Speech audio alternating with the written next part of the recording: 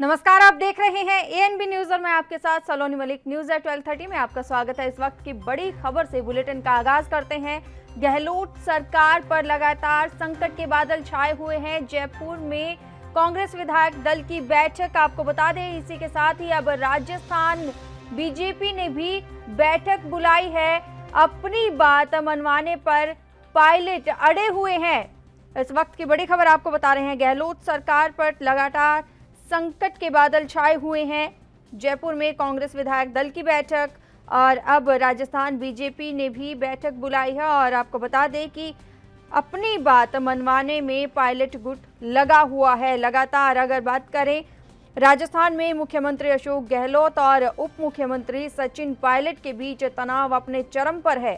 कांग्रेस के तमाम वरिष्ठ नेता उन्हें मनाने की कोशिश कर रहे हैं। आपको बता दें कि इसी बीच अगर कल की बात की जाए तो पायलट खेमे के 15 विधायकों ने एक वीडियो जारी किया। रविवार को पायलट ने दावा किया था कि उनके पास 30 विधायकों का समर्थन है और गहलोत सरकार अल्पमत में है। हालांकि वीडियो में पायलट नहीं दिखाई दे रहे हैं, लेकिन कुछ विधायक कैमरे की तरफ देख भी रहे हैं। पायलट खेमे में ये नहीं बताया कि किस स्थान पर वो वीडियो बनाया गया है। और वहीं दूसरी ओर बात की जाए अशोक गहलोत के खेमे की, तो होटल में मौजूद तमाम जो विधायक हैं उनको लेकर वहां पर अशोक गहलोत भी मौजूद थे। और ऐसे में दोनों तरफ से आपको बता दें कि शक्ति प्रदर्शन किया गया। उसी के बीच कांग्रेस लगातार सचिन पायलट को मनाने में जुटी हुई है। हालांकि सूत्रों की माने तो सचिन पायलट से प्रियंका गांधी और राहुल गांधी की बातचीत हुई है, लेकिन वहीं दूसरी ओर खबरें ये भी सामने आ रही हैं कि सचिन पायलट की अभी तक किसी आला कमान से बातचीत नहीं हुई है। संदीप अग्रवाल हमारे साथ फोन लाइन पर जुड़ चुके हैं। संदीप अग्रवाल, आपसे जानना चाहेंगे कि अब बीजेपी ने भी बैठक बुलाई है।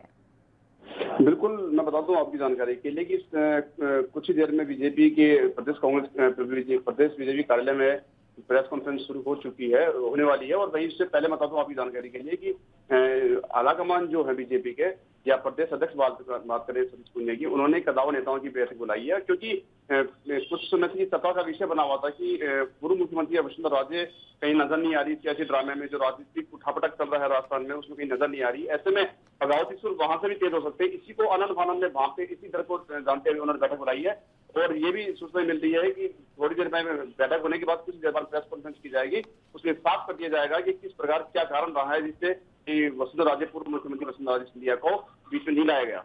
संदीप अग्रवाल, क्या वजह है? क्या ऐसे में जहां एक तरफ बार बार सचिन पायलट के खेमे के जो विधायक है, जो सूत्र हैं, उनकी तरफ से ये खबर सामने आ रही है कि वो बीजेपी ज्वाइन नहीं करेंगे, लेकिन ऐसे में अब दूसरी ओर बीजेपी की बैठक को बुलाना क्या इशारे दे रहा है?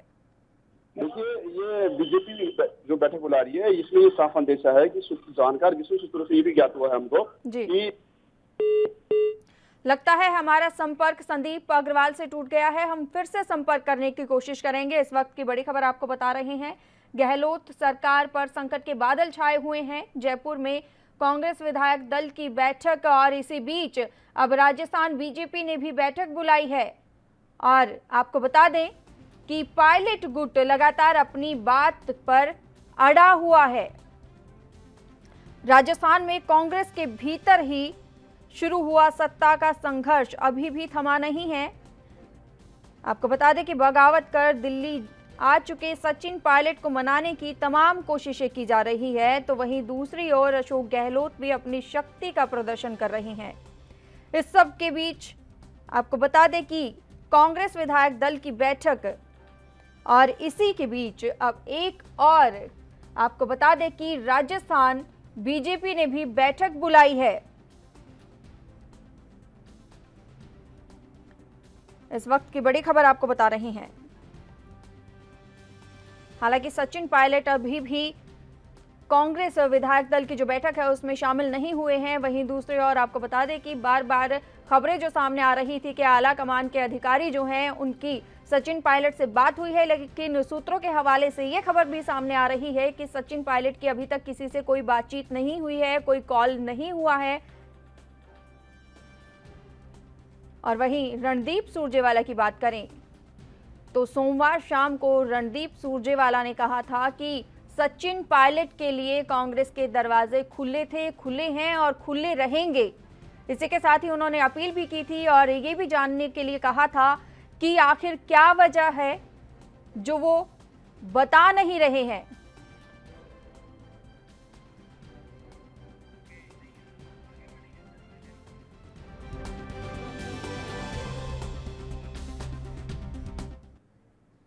वहीं कोरोना के मामले में लगातार इजाफा हो रहा है। इसी के चलते कांग्रेस नेता राहुल गांधी ने केंद्र को एक बार फिर से घेरा है।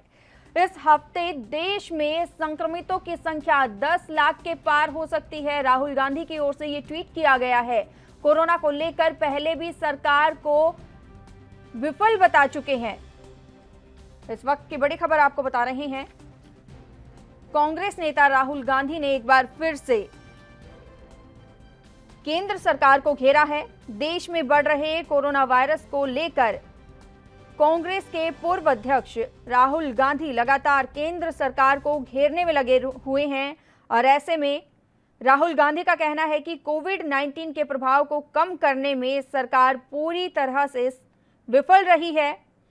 वहीं आज एक बार फिर से राहुल गांधी ने केंद्र पर निशाना साधते हुए एक ट्वीट शेयर किया, जिसमें उन्होंने लिखा कि इस हफ्ते देश में संक्रमितों की संख्या 10 लाख को पार कर जाएगी। राहुल ने ट्वीट में कहा कि इस हफ्ते देश में आंकड़ा 10 लाख को पार कर जाएगा। इस ट्वीट के साथ ही उन्होंने एक खबर को भी ट्वीट किया है। राजीव तिवारी संवाददाता हमारे साथ फोन लाइन पर जुड़ चुके हैं। राजीव तिवारी, आपसे जानना चाहेंगे, लगातार कांग्रेस की ओर से केंद्र को घेरा जा रहा है। अब ऐसे में राहुल गांधी ने एक बार फिर से ट्वीट वॉर किया है और उसमें कहा गया है कि इस हफ्ते देश में संक्रमितों की जो संख्या है वो 10 लाख के आंकड़े को पार कर जाएगी। देखिए, बिल्कुल बराबर जिस तरीके से राहुल गांधी कांग्रेस पार्टी के अध्यक्ष हैं, तो और कहीं ना कहीं लगातार कांग्रेस बीजेपी को घेरने की हर मुमकिन कोशिश की जा रही है। कहीं चीन के मुद्दे को लेकर, तो कहीं कोरोना के मुद्दे को लेकर, या फिर कहीं जो प्रवासी मजदूरों की जो दिक्कतें थी उनको लेकर। मगर आप जब राहुल गांधी ने दोबारा से ट्वीट करके नरेंद्र मोदी को घेरने की कोशिश की है कि कोरोना जैसी महामारी के चलते देश के अंदर सरकार कुछ भी कार्य नहीं कर रही है, क्योंकि इस हफ्ते की जो बात की गई है उन्होंने कि इस हफ्ते के अंदर लगभग 10 लाख के जो आंकड़े हैं कोरोना पेशेंटों के वो पार हो जाएंगे, तो कहीं ना कहीं सरकार के लिए काफी दिक्कतें वाली बात है। मगर कहीं ना कहीं इसके अंदर राजनीति भी जरूर की जा रही है, क्योंकि लगातार कांग्रेस पार्टी जो बीजेपी को घेरने की कोशिश कर रही है और लगातार जनता का यही संदेश देना चाह रही है कि केंद्र सरकार जनता के लिए कार्य नहीं कर पा रही है या करना नहीं चाह रही, क्योंकि अगर सरकार चाहे तो कहीं ना कहीं जनता को राहत दी जा सकती है। कोरोना जैसी महामारी से कहीं ना कहीं जो छुटकारा दिया जा सकता है, या फिर कहीं जो सुरक्षा मुहैया जो करानी चाहिए सरकार की तरफ से, वो कहीं ना कहीं उसमें लापरवाही बरती जा रही है। इसको लेकर ही राहुल गांधी ने ट्वीट करके केंद्र सरकार को बार बार घेरने की कोशिश की है। जी राजीव तिवारी, इसी के साथ ही राहुल गांधी ने सरकार को पूरी तरह से फेल बताया है कि कोरोना वायरस के जो मामले हैं वो थम नहीं रहे हैं। ऐसे में सरकार पर सीधा निशाना साधते हुए उन्होंने फेल बताया है। देखिए, बिल्कुल बता दें, जिस तरीके से राहुल गांधी ने केंद्र सरकार को बार बार घेरने की कोशिश की है, तो वहीं जो केंद्र सरकार के लिए उन्होंने कहा है कि इस हफ्ते के अंदर लगभग 10 लाख आंकड़े पार कर जाएंगे, तो कहीं ना कहीं ये दिल्ली हम कह सकते हैं जो भारत की सरकार है उसके पास पहले ही टाइमिंग था, क्योंकि कोरोना जब महामारी चली थी तो ही दिल्ली भारत के अंदर लॉकडाउन लगा दिया गया था कहीं ना कहीं स्थिति को संभालने के लिए। मगर जब अनलॉक चलाया गया तो कहीं ना कहीं सरकार के हाथ से स्थिति निकलती चली जा रही है, क्योंकि लगातार उसके बाद में ही आंकड़े काफी तेजी से बढ़ते चले गए हैं। कहीं महाराष्ट्र की बात करें या दिल्ली की बात करें तो कहीं ना कहीं जो भारत का सबसे कोरोना पेशेंटों की जो रेट थी, यानी कि रन रेट थी, वो लगभग तीसरे नंबर पर आ चुकी है। तो कहीं ना कहीं दिक्कतें ज्यादा हैं और सरकार की जो दिक्कतें हैं वो भी समझनी होगी। मगर इसके अंदर राहुल गांधी बार बार ट्वीट करके यही संदेश देना चाह रहे हैं जनता को कि केंद्र सरकार विफल है और केंद्र सरकार जनता के लिए कार्य नहीं कर रही है या करना नहीं चाहती है। जी इसी के साथ ही उन्होंने एक ट्वीट भी किया था जिसमें उन्होंने एक कोरोना का ग्राफ शेयर किया था और इसी के साथ ही उन्होंने कई बड़े तुलना की थी दुनिया के कई ऐसे देशों से जहां पर कोरोना वायरस के जो मामले हैं वो बढ़े हुए हैं और ऐसे में तुलना भारत की गई। देखिए बिल्कुल बता दें, जिस तरीके से लगातार राहुल गांधी ट्वीट के माध्यम से या फिर और के माध्यम से लगातार केंद्र सरकार को घेर रहे हैं, तो कहीं ना कहीं ये जरूर है कि जब कोरोना जैसी महामारी जो स्टार्ट हुई थी, यानी कि चीन से जब स्टार्ट हुई थी, तो कहीं ना कहीं इसकी चपेट में अमेरिका भी आया था और भी कंट्री आई थी। मगर उस टाइम पे भारत की जो कह सकते हैं टॉप 10 की लिस्ट से काफी बाहर था। मगर जब अब टॉप 10 की लिस्ट के अंदर वो भी तीसरे नंबर के पायदान पे आ चुका है, तो कहीं ना कहीं भारत सरकार की जो स्थिति है वो कहीं ना कहीं चौंकाने वाली है, क्योंकि जिस टाइम पे लॉकडाउन चलाया गया था तो वो कहीं ना कहीं एक कारगर साबित हो रहा था कि लॉकडाउन समय पे लगाया गया है और समय रहते ही इसको कंट्रोल कर लिया जाए। मगर जब जैसे कि परिस्थिति बदलती चली जा रही है, तो कहीं ना कहीं दिक्कतें भी आ रही है। उसी को लेकर राहुल गांधी ने दोबारा से सरकार को घेरने की कोशिश की और सरकार के लिए यही कहा जा रहा है कि सरकार चाहती तो लोग जनता को राहत मिल सकती थी, मगर सरकार अभी कुछ नहीं कर रही है। सरकार सिर्फ अपनी रोटी राह सेक रही है, जिसको लेकर राहुल गांधी ने ट्वीट किया है। जी राजीव तिवारी, इसी के साथ ही राहुल गांधी ने WHO का भी हवाला दिया है। उन्होंने कहा है कि जिस तरीके से WHO ने कहा कि अभी स्थिति और भी भयावह हो सकती है।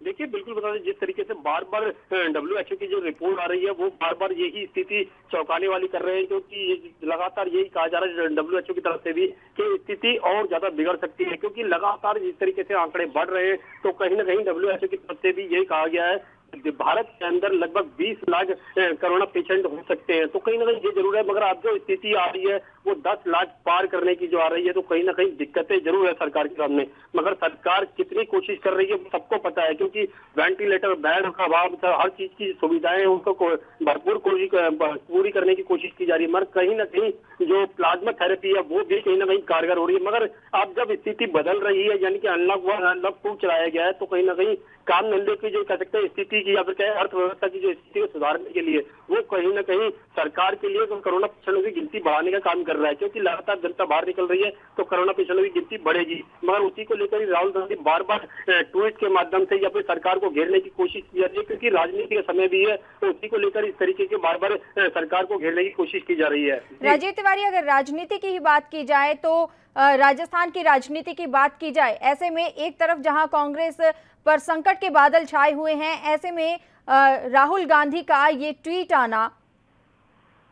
देखिए बिल्कुल बता दें, जिस तरीके से राजनीति का माहौल चल रहा है, क्योंकि सबको पता है कि इलेक्शन टाइम चल रहा है, बिहार के इलेक्शन है, मध्य प्रदेश के इलेक्शन है और इसके बाद आप कह सकते हैं कि राजस्थान के भी है। कहीं ना कहीं जो राजस्थान की स्थिति थी उसको सुधारने के लिए कांग्रेस पार्टी ने काफी जोर लगाया, और मगर कहीं ना कहीं ये जरूर है कि भाई ये जरूर लग रहा था कि कांग्रेस पार्टी कहीं ना कहीं राजस्थान से बाहर भी हो सकती है। मगर उसी को लेकर जो संभावनाएं जताई जा रही थी वो कहीं ना कहीं कांग्रेस के फेवर में आई और उसके बाद में कांग्रेस की स्थिति कहीं ना कहीं सुधारने की कोशिश की। मगर कहीं ना कहीं जो केंद्र सरकार को बार बार घेरने की कोशिश की जा रही है कांग्रेस पार्टी की तरफ से, वो इसीलिए की जा रही है क्योंकि जो और इलेक्शन है, यानी कि और जो राज्यों के इलेक्शन है उसके अंदर कांग्रेस पार्टी और अपने आप को खड़ा करना चाहती है और बीजेपी को हटाना चाहती है। तो कहीं ना कहीं ये जरूरत बीजेपी कांग्रेस को हटाना चाहती है, तो कहीं ना कहीं ये एक दूसरे के ऊपर आरोप प्रत्यारोप का दौर जो चलाया जा रहा है उसके अंदर कोरोना जैसे कि महामारी को भी सफल किया जा रहा है। जी राजीव तिवारी, बहुत बहुत धन्यवाद हमारे साथ जुड़ने के लिए और ये तमाम जानकारी देने के लिए।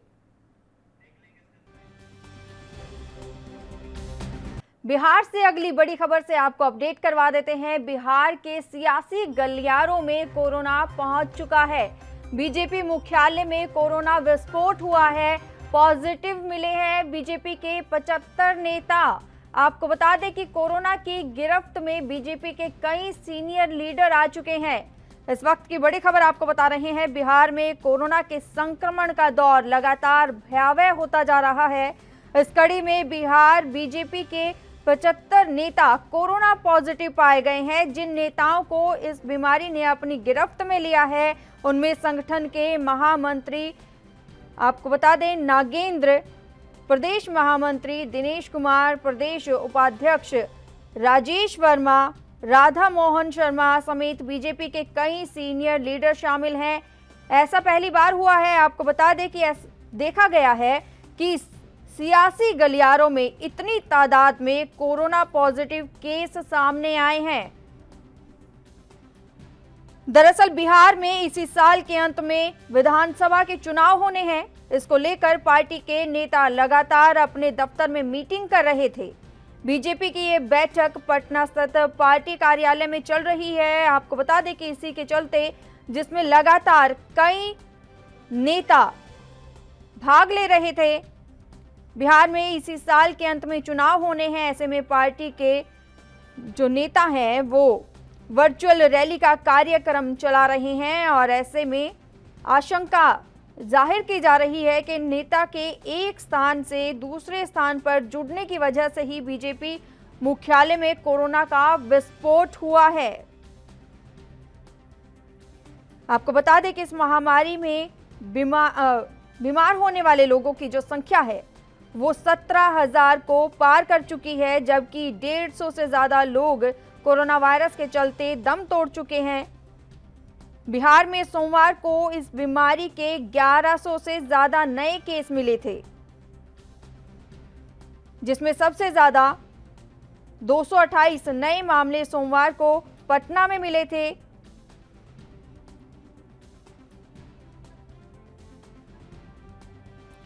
आपको बता दें कि बिहार सरकार के मंत्री शैलेश कुमार के अलावा ढाका के विधायक फैसल रहमान और 3 बॉडीगार्ड समेत कोरोना पॉजिटिव पाए गए हैं। तो वहीं लौरिया विधानसभा क्षेत्र से बीजेपी के विधायक विनय बिहारी कोरोना पॉजिटिव पाए गए।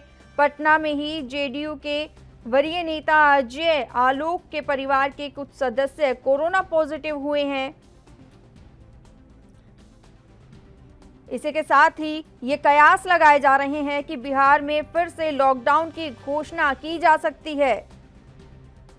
और अब जबकि बीजेपी के प्रदेश मुख्यालय में बड़ी तादाद में कोरोना विस्फोट हुआ है, कोरोना के केस आए हैं, तो सरकार के तमाम विभागों की चिंताएं बढ़ गई हैं।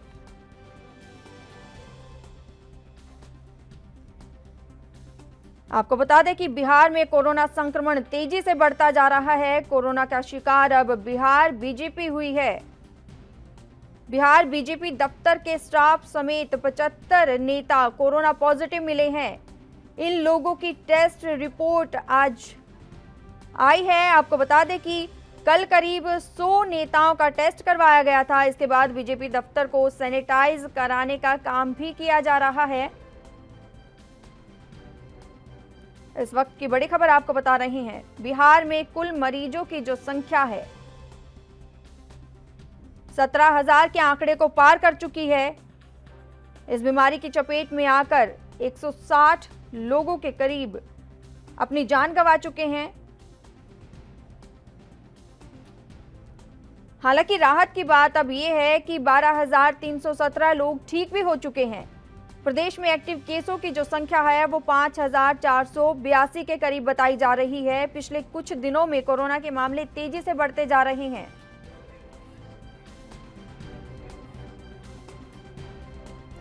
विभाष कुमार संवाददाता हमारे साथ फोन लाइन पर जुड़ चुके हैं। विभाष कुमार, आपसे जानना चाहेंगे, बीजेपी के पार्टी में 75 नेता पॉजिटिव पाए गए हैं, क्या जानकारी मिल पा रही है? बीजेपी के कार्यालय में 75 से घर में रहने की, मतलब घर से ही काम करने की कहा गया है कि बाकी लोग घर में रहकर ही अपना काम क्या करेंगे जी। और विभाष, आपसे जानना चाहेंगे कि क्या वहां पर सैनिटाइजेशन का काम किया जा रहा है और जो नेता पॉजिटिव पाए गए हैं, क्या उनके संपर्क में जो आए थे उनकी जांच की जा रही है? नहीं, उनके संपर्क में जितने लोग आए हुए हैं सारी की जांच की गई है और सारे बीजेपी कार्यालय को सैनिटाइज कर दिया गया है जी। और इसी के साथ ही जो जानकारी मिल पा रही है कि जो लॉकडाउन है, लॉकडाउन लगाया जा सकता है, एक बार फिर से तालाबंदी की जा सकती है। मतलब बढ़ते संक्रमण को देखते हुए फैसला किया जा सकता है कि लॉकडाउन आगे बढ़ाया जाए, क्योंकि प्रतिदिन संक्रमण की स्थिति बढ़ता जा रहा है। तो पिछले कल सबसे ज्यादा संक्रमण पाया गया था पूरे बिहार में जी। इसी के बढ़ते कदम रखते हुए जी इसे लॉकडाउन बढ़ाया जा सकता है। विभाष, आपसे जानना चाहेंगे कि अगर बात की जाए जो आने वाले चुनाव है, आगामी चुनाव को लेकर तमाम नेता जो है, तमाम पार्टी के नेता अब सक्रिय नजर आ रहे हैं। ऐसे में अगर बीजेपी की बात की जाए तो बीजेपी पार्टी के कार्यकर्ता जो हैं, जो नेता जो हैं, वो भी वर्चुअल रैली कर रहे थे, जिसके चलते ये पॉजिटिव पाए गए हैं इतनी भारी तादाद में। तो ऐसे में अगर दूसरी पार्टियों की बात की जाए तो वो क्या कदम उठा रहे हैं, कितने तरीके से एहतियात बरत रहे हैं? क्योंकि अभी सारे जो चुनाव कैंपेन चल रहे हैं, सारे एहतियात बरत करके काम कर रहे हैं। सोशल डिस्टेंस के साथ सारे कार्यकर्ता अपना वर्क कर रहे हैं जी। और उसकी रणनीति यही है कि मीटिंग के साथ साथ जनता को सोशल डिस्टेंस का भी पाठ पढ़ाया जा रहा है कि सोशल डिस्टेंस भी किया जाए, और साथ साथ ये मीटिंग भी ऑर्गेनाइज किया जा रहा है। इसकी रणनीति ही बनाई जा रही है अभी। विभाष कुमार, बहुत बहुत धन्यवाद हमारे साथ जुड़ने के लिए और ये तमाम जानकारी देने के लिए। इस वक्त की बड़ी खबर आपको बता रहे हैं, बिहार के गलियारों, सियासी गलियारों में कोरोना ने दस्तक दे दी है। बीजेपी मुख्यालय में कोरोना पॉजिटिव पाए गए हैं। पॉजिटिव मिले पार्टी के 75 नेता पॉजिटिव मिले हैं। कोरोना की गिरफ्त में बीजेपी के कई सीनियर लीडर आ चुके हैं। आपको बता दें कि इसी के चलते ही जो कार्यालय है उसको सैनिटाइज करवाने का काम जारी है। जो इन नेताओं के संपर्क में आए हैं उनकी भी जांच की जा रही है और आगामी चुनाव को लेकर जो तमाम पार्टियां हैं वो सक्रिय हैं, लेकिन सोशल डिस्टेंसिंग का यहां पर ख्याल रखा जा रहा है। वहीं आपको बता दें कि बार बार एक ही बात कही जा रही है कि जो भी व्यक्ति बाहर निकलता है, जो रियायतें मिली हुई हैं, वो तमाम रियायतों के साथ गाइडलाइन का पालन करना बहुत जरूरी है। आपको बता दें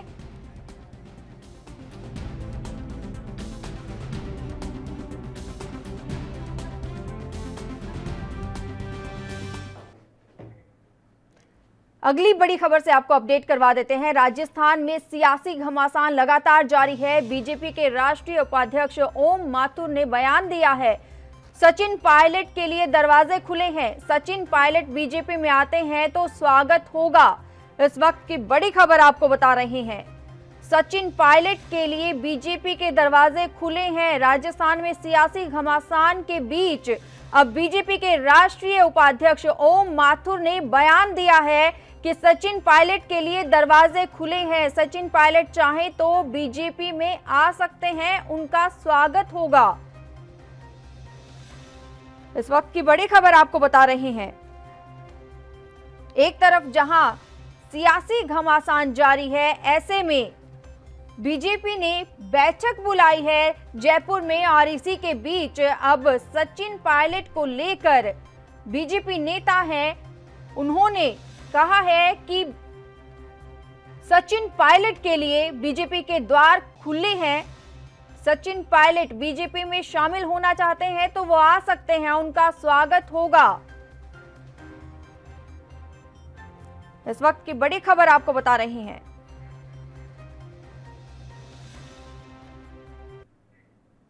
न्यूज़ एट 12:30 में इतना ही। देश और दुनिया की तमाम खबरों के लिए बने रहिए एएनबी न्यूज के साथ। नमस्कार।